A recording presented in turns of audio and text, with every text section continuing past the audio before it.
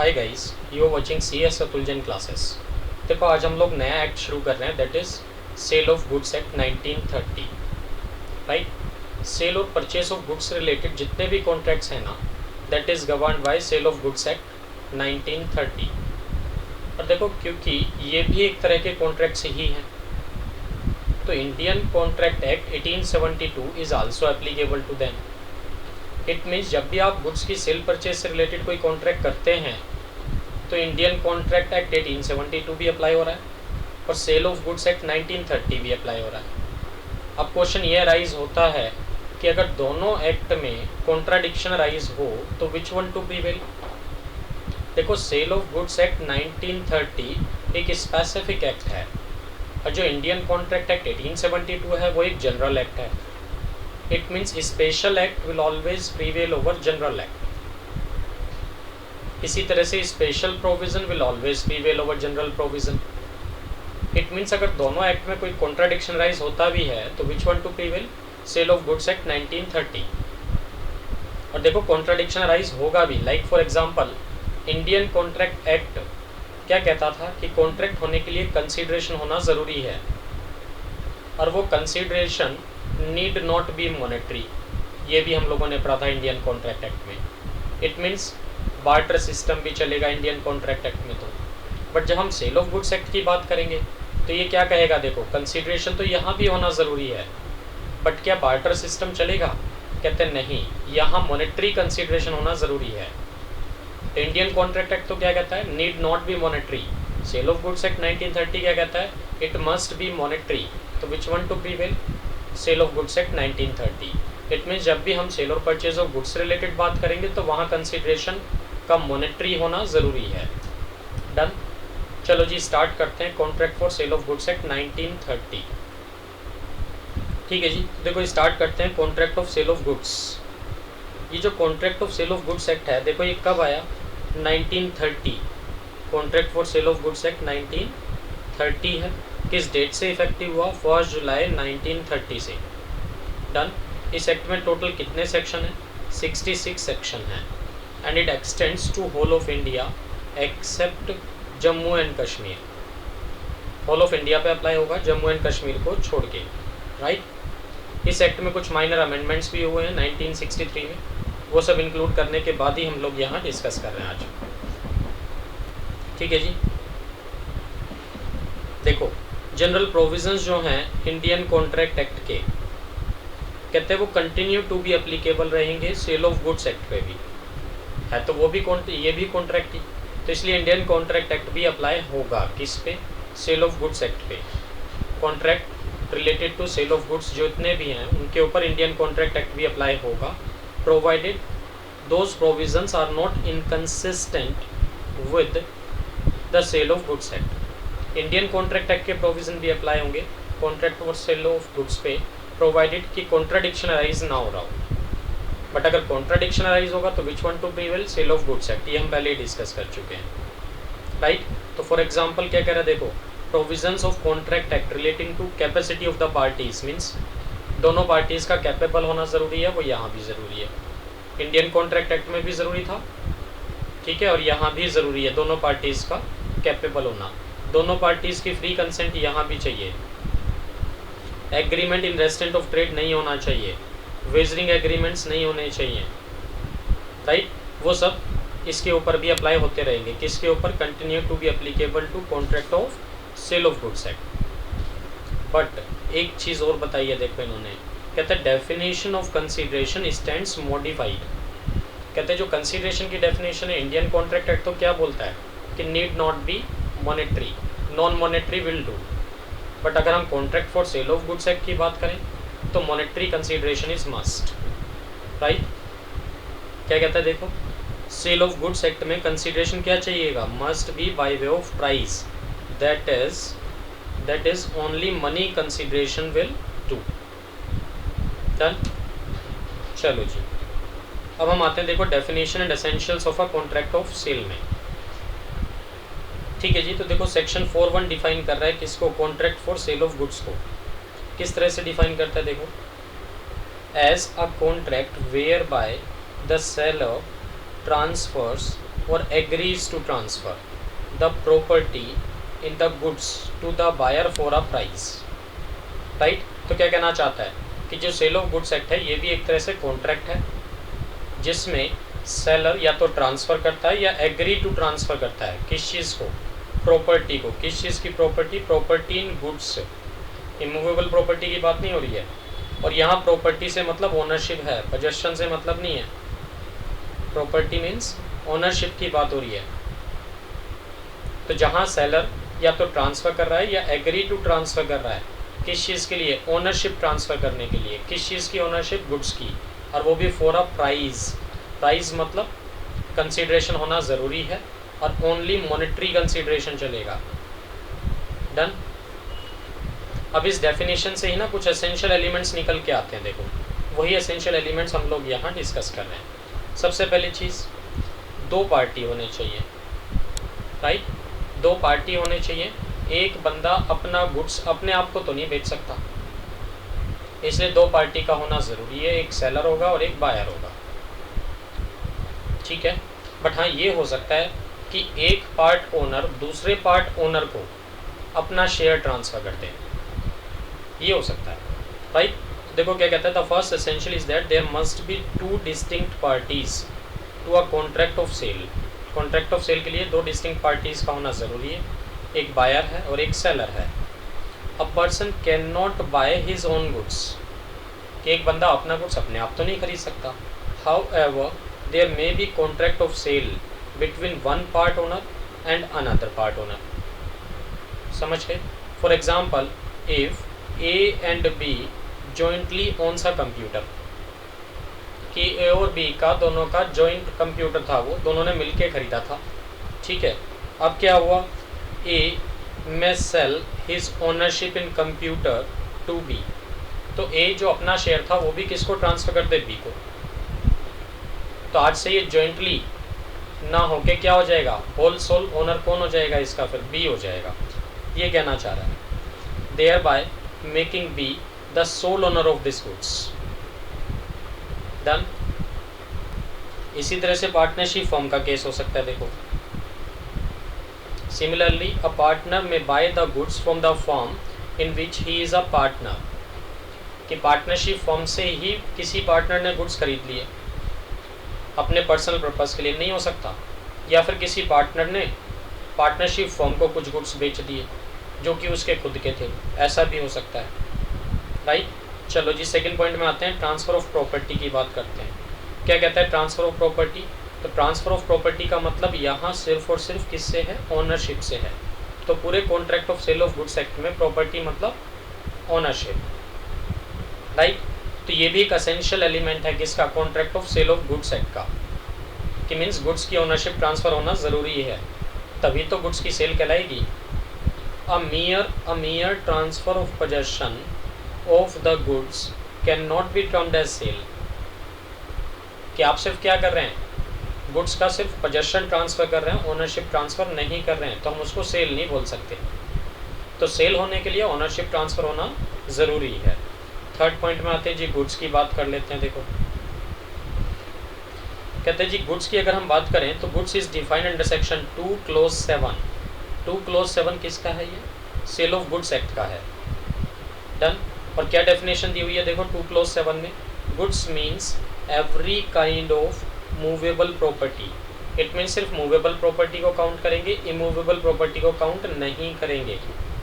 Other than actionable claims, कहते हैं actionable claims को तो हम यहाँ काउंट करेंगे ही नहीं, एंड मनी को भी काउंट नहीं करेंगे। मीन्स ये दोनों चीज़ें गुड्स नहीं हैं, गुड्स की डेफिनेशन से एक्सक्लूडेड है ये दोनों, ठीक है जी। It means actionable claims and moneys are not goods. Actionable claims क्या होते हैं, एक्शनेबल क्लेम्स का मतलब है, देखो राइट टू रिसीव तो है आपका, और वो राइट टू रिसीव आप किसी और को ट्रांसफ़र कर रहे हैं। लाइक जो डेटर्स होते हैं ना, उसको भी आप एक्शनेबल क्लेम में ही काउंट कर सकते हैं। डेटर्स समझ रहे हैं ना, कि आपने किसी को क्रेडिट सेल की हुई है, तो वो सब भी किस में काउंट होगा, एक्शनेबल क्लेम्स में। वो राइट आपने जो था ना, right to collect from debtors, वो राइट आपने किसी और को ट्रांसफ़र कर दिया। देखो कुछ ऑर्गेनाइजेशंस हैं आज की डेट में जो फैक्टरिंग का काम करती हैं। फैक्टरिंग का मतलब क्या है, आपने सुना होगा रिकवरी एजेंसीज। तो रिकवरी एजेंसीज क्या करती हैं, आपके डेटर्स खरीद लेती हैं। आपके डेटर्स जो हैं वो आपको पैसा नहीं दे रहे हैं या आप उनसे कलेक्ट नहीं कर पा रहे हो, तो ये जो रिकवरी एजेंसीज हैं क्या करती हैं, आपसे खरीद लेती हैं, ठीक है, और उसके बदले कमीशन ले लेते हैं। या लाइक फॉर एग्जांपल ऐसे समझ लो कि भाई मेरे 40 लाख के डेटर्स हैं, मैं उनसे पैसा कलेक्ट नहीं कर पा रहा हूँ, ना ही मेरे पास इतना टाइम है। तो ये जो रिकवरी एजेंसीज हैं क्या कहते हैं, भैया 30 लाख रुपए में आप हमें भेज दो, हम अपने आप ले लेंगे, हम अपने आप रिकवर कर लेंगे। तो ये आपने राइट टू कलेक्ट अपना ट्रांसफ़र कर दिया रिकवरी एजेंसी को, ये एक्शनेबल क्लेम में काउंट हो गया। तो क्या ये सेल ऑफ गुड्स एक्ट में कवर अप होगा? नहीं, ये contract for cell of goods act में कवर अप नहीं होगा, राइट। इसी तरह से मनी को भी हम लोग गुड्स में काउंट नहीं करेंगे। मनी की सेल परचेज कर रहे हैं आप, like Indian rupee versus dollar, dollar versus Indian currency, money changer का काम कर रहे हैं आप, ठीक है। या फिर आप मेरे पास आए 2000 के छुट्टे दे दो, मैंने 2000 रुपये के छुट्टे दे दिए आपको, तो क्या ये contract for cell of goods act में काउंट होगा? नहीं, ठीक है। And includes stocks and shares, कहते हैं ये तो गुड्स में काउंट होंगे, स्टॉक भी और शेयर्स भी। शेयर्स समझते हैं ना, किसी कंपनी के जो शेयर्स हैं वो तो गुड्स में काउंट होंगे, और स्टॉक, ये स्टॉक देखो गुड्स वाला स्टॉक नहीं है, ये भी शेयर्स वाला ही स्टॉक है। शेयर और स्टॉक में एक डिफरेंस होता है माइनर सा, ठीक है। क्या डिफरेंस है? शेयर्स में ना फ्रैक्शंस अलाउड नहीं होते, फ्रैक्शंस नॉट अलाउड, और स्टॉक में फ्रैक्शंस अलाउड होते हैं। इसका क्या मतलब है? मान लो आपके पास रिलायंस कंपनी का शेयर है 10 रुपये का, तो क्या आप 15 रुपये का शेयर ट्रांसफ़र कर सकते हो, या 5 रुपये का शेयर ट्रांसफ़र कर सकते हैं, या 105 रुपये का शेयर ट्रांसफ़र कर सकते हैं? नहीं, क्योंकि फ्रैक्शंस अलाउड नहीं है। बट अगर कंपनी चाहे तो जो फुल्ली पेड शेयर्स हैं ना, उनको स्टॉक में कन्वर्ट कर सकती है, और कंपनी ने अगर इन शेयर्स को स्टॉक में कन्वर्ट किया तो अब इस स्टॉक में से फ्रैक्शंस भी अलाउड होते हैं, ठीक है। तो stock can be transferred in any fractions, कि अब आप 5 रुपये का, 10 रुपये का, 15 रुपये का, 105 रुपये का स्टॉक ट्रांसफ़र कर सकते हैं। तो शेयर्स में फ्रैक्शन अलाउड नहीं है, स्टॉक में है। Otherwise stock is very much similar to shares, और ये स्टॉक गुड्स वाला स्टॉक बिल्कुल नहीं है। कौन से वाला स्टॉक है? ये शेयर्स वाला है, ठीक है। तो इसको भी हम लोग गुड्स की डेफिनेशन में काउंट नहीं करेंगे, ठीक है जी। तो इंक्लूसिव लिस्ट में क्या कह रहा था? And includes stocks and shares, जो कि हम लोगों ने डिस्कस किया अभी, growing crops, grass and things attached to or forming part of the land which are agreed to be severed before sale. Means क्या कहना चाह रहे हैं? कहते ये सब चीज़ें तो इंक्लूड होंगी गुड्स में। कौन सब चीज़ें? Number 1 stocks and shares, number 2 growing crops, grass and things attached to or forming part of the land, जो चीज़ें ज़मीन से जुड़ी हुई हैं। ग्रोइंग क्रॉप्स मतलब समझ गए ना, फसल, घास, और वो सब चीज़ें जो ज़मीन से जुड़ी हुई हैं वो सब भी गुड्स में काउंट होंगे, provided they are agreed to be severed. Severed मतलब सेपरेटेड। प्रोवाइडेड कॉन्ट्रैक्ट क्या हुआ कि आप इन्हें ज़मीन से अलग करके बेचेंगे, राइट, ये कहना चाह रहा है। तो देखो एक्सक्लूजन में सिर्फ 2 चीज़ें थी। कौन सी 2 चीज़ें एक्सक्लूड की थी इन्होंने? Other than actionable claims and moneys, मतलब ये गुड्स नहीं हैं। Actionable claims and moneys goods नहीं है। और बाकी इंक्लूजन में कितनी चीज़ें दी हैं? 4, stocks and shares, growing crops, grass and things attached to earth. Done.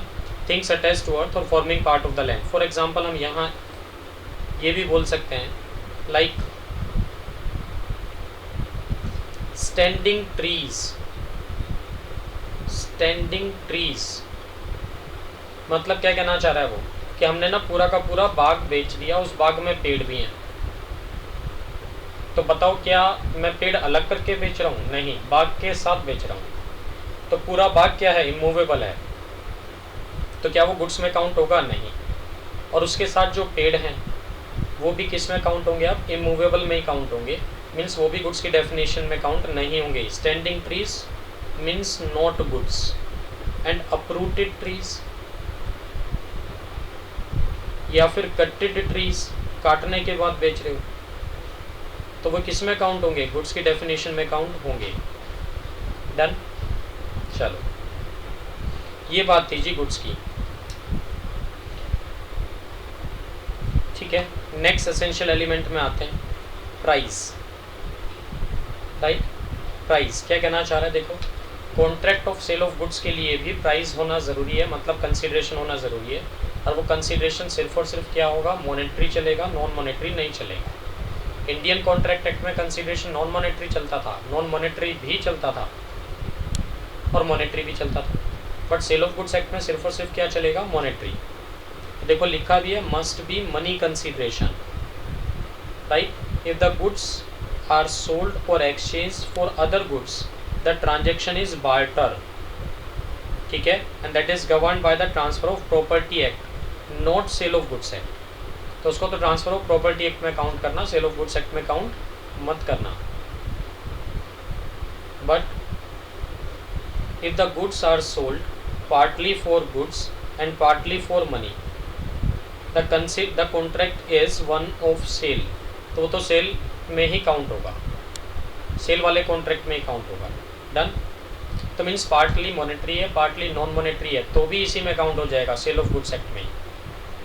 But सिर्फ और सिर्फ नॉन मॉनेटरी है तो वो सेल ऑफ गुड्स एक्ट में काउंट नहीं होगा।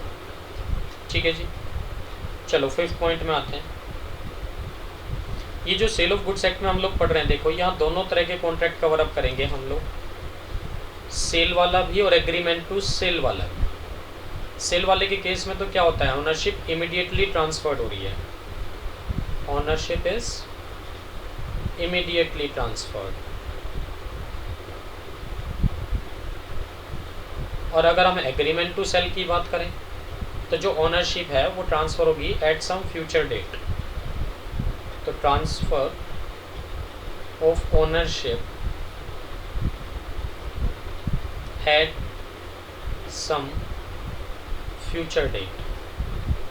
तो इसमें ओनरशिप अभी ट्रांसफ़र नहीं हो रही है एग्रीमेंट टू सेल में, ये कहना चाह रहा है वो। राइट, देखो नीचे डिफाइन भी किया दोनों को। सेल की अगर हम बात करें तो क्या कहना चाह रहा है? Property in the goods is immediately transferred at the time of making of the contract. ठीक है, इसको तो हम लोग एब्सोल्यूट सेल भी बोल सकते हैं। क्या बोल सकते हैं? Absolute sale. For example an outright sale on a counter in a shop. आप मेरे पास आए कि सर ये पेन कितने का है, मैंने बोला जी 2000 रुपये का है, आपने 2000 रुपये दिए, पेन लेके चले गए, दिस इज सेल। तो ओनरशिप अभी ट्रांसफ़र हो गई ना, इमीडिएटली ट्रांसफर्ड हो गई ना, तो किस में काउंट होगा? सेल में। ठीक है जी, अब हम बात करते हैं देखो एग्रीमेंट टू सेल की। तो एग्रीमेंट टू सेल की अगर हम बात करें, क्या कहते हैं देखो, where under a contract of sale the transfer of property, property means again ownership, the transfer of property in the goods is to take place at some future time और सब्जेक्ट टू सम कंडीशन। कि जो ownership है ना goods की, वो कब transfer होगी? जो गुड्स की ओनरशिप है वो कब ट्रांसफ़र होगी? एट सम फ्यूचर टाइम या सब्जेक्ट टू सम कंडीशंस। तो वो भाई सेल नहीं है, वो क्या है? एग्रीमेंट टू सेल है। वो क्या कहलाएगा? एग्रीमेंट टू सेल कहलाएगा। It is an executory contract. Executory contract का मतलब which is to be performed in future, है ना, to be performed in future. Done. An agreement to sell becomes a sale when the time elapses और conditions are fulfilled. तो क्या कहना चाह रहा है? जो एग्रीमेंट टू सेल है वो क्या बन जाएगा? सेल बन जाएगा। कब? जब वो टाइम ख़त्म हो जाएगा, जो टाइम पीरियड मैंने आपको दिया हुआ है, या फिर वो कंडीशन सेटिस्फाई हो जाएंगी जो आपने मेरे साथ रखी हैं या मैंने आपके साथ रखी हैं। राइट, तो जैसे ही टाइम ख़त्म हो जाएगा, टाइम एलैप्स हो जाएगा या कंडीशन फुलफिल हो जाएंगी, तो ये जो एग्रीमेंट टू सेल था ये क्या बन जाएगा? सेल बन जाएगा। ठीक है जी, तो एग्रीमेंट टू सेल का मैं एक एग्जांपल ले लेता हूँ जिससे ये बात आपको क्रिस्टल क्लियर हो जाएगी। ये लो जी, मान लो ये मिस्टर एक्स है, ये मिस्टर वाई है। ये मिस्टर एक्स जो है ना, डील करते हैं किस में? सेकेंड हैंड बाइक्स में, मतलब पुरानी बाइक्स की सेल परचेज करते हैं ये कौन, मिस्टर एक्स। अब मिस्टर वाई आए जी इनके पास, इनको कोई बाइक चाहिए होगी, एक बाइक खड़ी हुई थी इनकी, कौन सी बाइक खड़ी हुई थी, मान लो पल्सर खड़ी हुई थी पुरानी, बिकने के लिए। मिस्टर एक्स ने वाई को दिखाई कि बड़ी अच्छी बाइक है भाई, ये है वो है, तारीफ़ तो करेगा ही अपने गुड्स की। अब वाई क्या कह रहा है कि ठीक है सर, पल्सर बाइक मुझे अच्छी लग रही है ये, बट मैं क्या करूँगा, पहले ना ये बाइक अपने मैकेनिक को दिखाऊंगा। ये वाली बाइक किससे चेक कराऊंगा, अपने वाले मैकेनिक से। आप तो अच्छी ही बताओगे बुरी को भी, तो अपने मैकेनिक से चेक कराऊंगा। अगर उसने कहा इंजन विंजन ठीक है, सब कुछ सही है, तो मैं खरीदूंगा, अदरवाइज़ नहीं। एक्स कहता है ठीक है सर, आप बाइक ले जाओ, एडवांस दे जाओ मुझे 5,000 रुपये। ठीक है, आप अपने मैकेनिक को दिखा लो, 2 दिन का टाइम है आपके पास, आराम से चेक करा लो। अगर आपका मैकेनिक कंफर्म करता है तो खरीद लेना, वरना मत खरीदना। तो अब ये क्या हो गया, क्या ये सेल है? नहीं, ये एग्रीमेंट टू सेल है, एब्सोल्यूट सेल नहीं हुआ अभी ये। अब अगर ये मैकेनिक कंफर्म कर देता है, क्या कंफर्म कर देता है कि हाँ सर बाइक अच्छी है, कोई दिक्कत नहीं है, खरीद सकते हैं, चीप एंड बेस्ट है, राइट। तो ये जो एग्रीमेंट टू सेल था, जो पहले क्या था, एग्रीमेंट टू सेल था, ये अब क्या बन जाएगा, सेल बन जाएगा। बट अगर वो कंफर्म नहीं करता है, नॉट कंफर्म, तो क्या होगा, वो एग्रीमेंट टू सेल सिर्फ क्या हो जाएगा, फिर वॉइड हो जाएगा उस केस में। अब वो सेल नहीं बनेगा, ठीक है, सिर्फ एग्रीमेंट टू सेल ही रह जाएगा, कॉन्ट्रैक्ट नहीं बनेगा वो, ये कहना चाह रहा है। डन, क्लियर है बात ये। चलो जी नेक्स्ट पॉइंट पे आते हैं।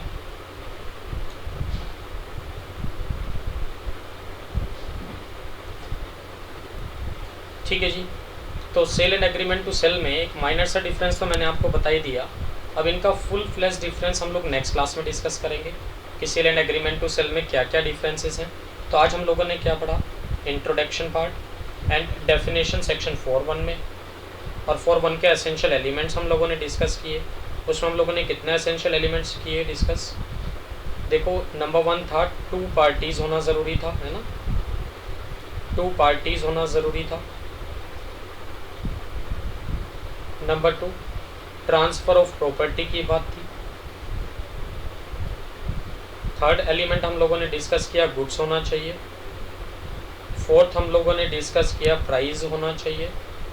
और फिफ्थ हम लोगों ने डिस्कस किया it includes, contract of cell of goods act में दोनों को काउंट करेंगे हम लोग, सेल को भी एंड एग्रीमेंट टू सेल को भी। ठीक है, तो जो असेंशियल एलिमेंट्स है उसको हम एब्रीविएशन इस तरह से बना सकते हैं कुछ, TTGPI है ना। फर्स्ट टी का मतलब 2 पार्टीज, दूसरे टी का मतलब transfer of property. G stands for goods, P stands for price and I stands for includes both sale and agreement to sale, right. तो नेक्स्ट क्लास में अब हम लोग क्या डिस्कस करेंगे, देखो sale and agreement to sale में full fledged difference discuss करेंगे डिटेल में कि दोनों में क्या क्या डिफरेंसेस हैं। आज के लिए हम लोग इतना ही रखते हैं। ये वीडियो आपको पसंद आया हो तो लाइक करें और हमारे channel CS Atul Jain classes को सब्सक्राइब करें। Thanks for watching CS Atul Jain classes.